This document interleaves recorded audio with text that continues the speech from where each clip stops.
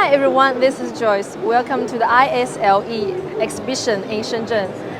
This is a long-awaited exhibition that brings customers from all over the world from smart display field. This time we exhibited the LED glass, UTD, and smart film. Follow me to take a look. This is our LED glass. The LED glass we display this time become a hit for both the display and construction field. The most frequent comment we heard is, "Wow, it's amazing. High brightness, totally transparent. It's the best choice for smart display."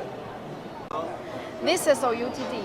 Unlike any other display screens, it needs a projector to project videos or images onto the ultra-thin transparent display. The videos can be played, while the items behind it can be seen. It will be a great choice for advertising solution for showcases.